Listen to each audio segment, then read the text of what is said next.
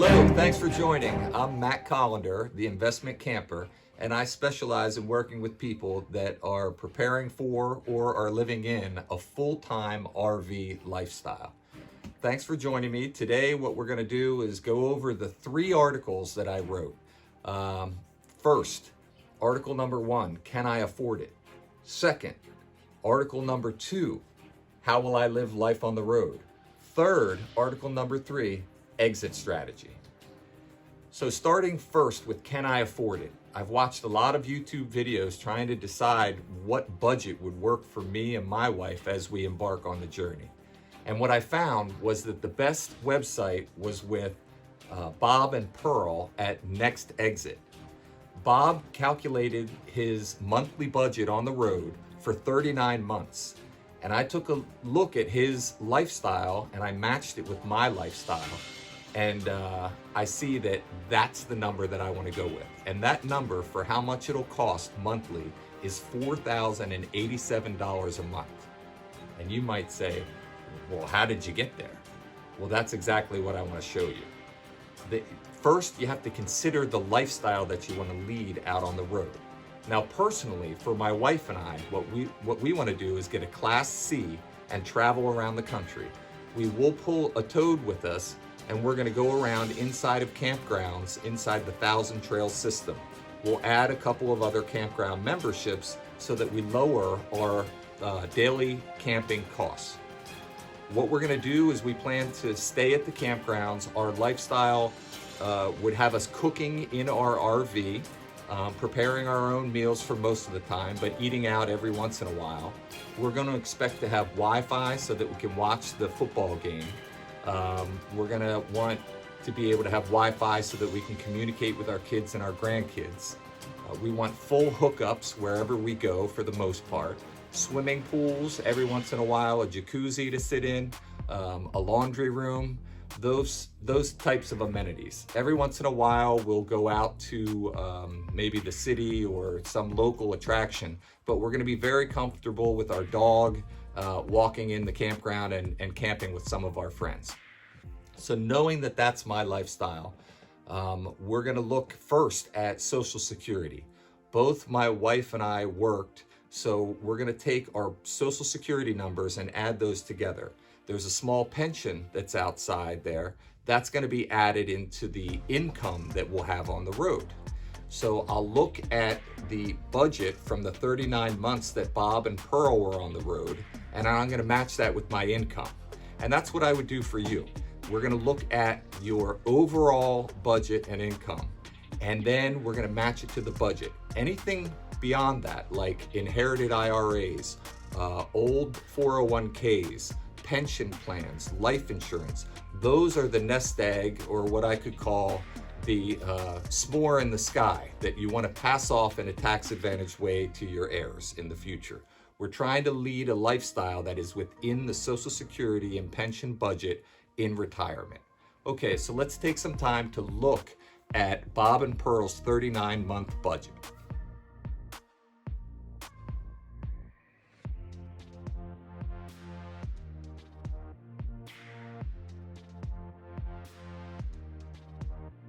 So, in review, we've gone through the budget, and I believe that Bob and Pearl's monthly budget fits within mine. I'm going to go with about $4,500 a month as a healthy budget. I expect to eat out a little bit more than they did, at least in the first year, and there could be some unforeseen costs. So that's what I like to do, is just take a look at the budget and how it applies, but the most important part is, what is your lifestyle when you're out there? Consider how you'll live your life on the road, and that'll help you to define the budget that works for you. Thank you, and hopefully you can join us for the second part of the video series, which is how will I live my life on the road, where we do talk about those different lifestyles on the road. Thank you very much. Happy camping. Hello, welcome back to the Investment Camper. I specialize in working with people that are preparing for and living in the full-time RV retirement lifestyle. So this second part is about how will you live your life on the road. For people that are watching this, there's a whole spectrum of how you could live your life on the road. On the one end, you've got the boondockers that are interested in solar panels and composting toilets and water retention. And on the other side, you've got the full boat campers that are paying $75 a night or whatever a night to camp, and they don't care about the cost. I'm really focused on the middle of the road people that are looking to budget a lifestyle. They'll keep their assets as a nest egg above them and live off of Social Security and pension to fund their life on the road. But the most important part is, what does that mean for you?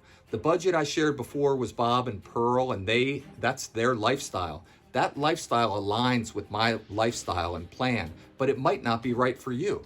So this video is really intended for you to start to discuss with your spouse, what do you want to do? Do you want to travel around the entire country? Or do you just want to hit the coasts? Or are you just going to stay on the East Coast or the West Coast? And once you take time to really flesh out the dream of your vision of what you want to do, then we take a look at the budget and say, does this match with the budget? Because ultimately, you just want to be comfortable in your retirement and enjoy your life on the road. And I'm here to make sure that we align the plan with the goal, and so that we don't have any upsets, because ultimately it's about your retirement. My name's Matt Collender. I'm the Investment Camper, and you can find me at investmentcamper@gmail.com. Thank you. Hey there, welcome back to the Investment Camper, and this is the third part, which is exit strategy. So when I think about camping, and I think you do too, we look and we think, let's go to Jackson Hole. Where do we want to go? What about the Balloon Festival in New Mexico? There's all the wonderful places that we want to go, and it's so much filled with optimism and opportunity. Then you get out on the road. Let's say we spend a bunch of time on the road, and that time hits when you're over the hill. And all of a sudden things are moving much faster, and you need to take that final exit off the road. This is a very important part of your planning, is to figure out what is your exit strategy off of the road. If you're taking this on as a full-time RV lifestyle, you need to have that plan for how you're going to downshift into a lane. There's a couple different options. You could park your RV, the Goldilocks spot, as I have it. Not too hot, not too cold, just right for retirement. You could get a park unit, maybe in Arizona. You just have to have air conditioning in it, but you could have a little house with your RV next to it. You could also go back to a sticks and bricks, or maybe do an in-law suite with your kids. These are all things, whatever it is for you. The point is you have to have your exit strategy thought out ahead of time. So that's part of your plan, and that's part of the planning process that I do with people. And the next video, we're going to talk about the unexpected, because there is the possibility that you're out on the road and something unexpected happens. So join me for the next video. Thank you. Hello, welcome back to the Investment Camper. This next topic is really about what happens when the unexpected occurs. Let's say you're at a gas station, and spouse A is filling up the gas, and B is at the wheel, and spouse B has a massive heart attack and dies. Does spouse A know how to drive the rig? Where would you take the rig? Do you have to sell it then and fly out of town and get with family? These are things that you should really discuss as you prepare for your life on the road. And furthermore, wherever you are, you should have one point of distribution for these assets to take care of your bereaved spouse. Don't leave them hanging. This is what I'm talking about when I mention consolidation. I'm not talking about not having all your eggs in one basket. I'm just saying put all your baskets under one porch. Work with an organization that has multiple access locations, so that no matter where you are in the world, you could be in Yuma, you could be at the Balloon Festival in New Mexico, and there's an office that's only 60 miles away that can be the one access point for your spouse to not be hung up and to have access to those assets that they desperately need. So in summary, consolidation is a very critical component to your plan. Don't leave the surviving spouse hanging. Make sure you have a plan. Send me an email at investmentcamper@gmail.com, and we'll talk about it. Happy camping.